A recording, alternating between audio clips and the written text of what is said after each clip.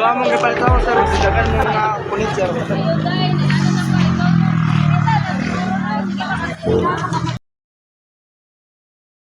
Burning bright, holy cross down upon it, guiding dreams and changing life. With a vision, loud and clear, inspiring all our hearts as a family.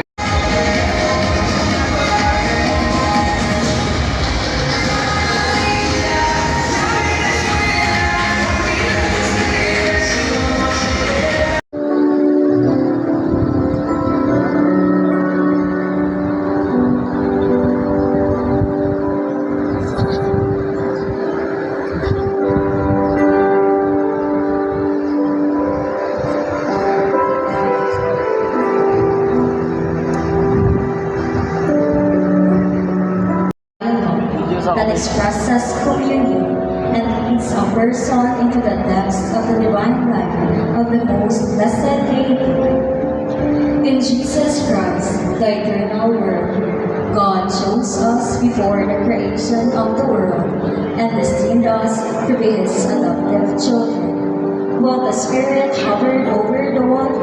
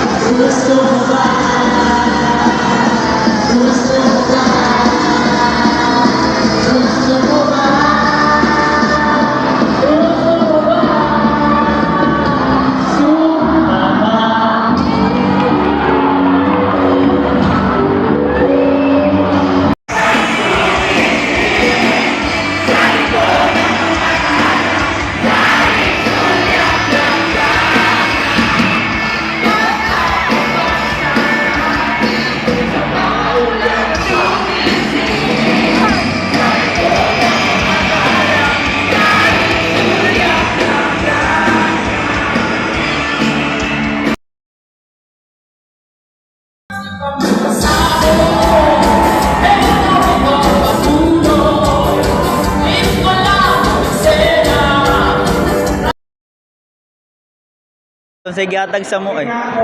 Awa guys, unsay gihatag sa mo. Thank you, Lord. Dako kayo.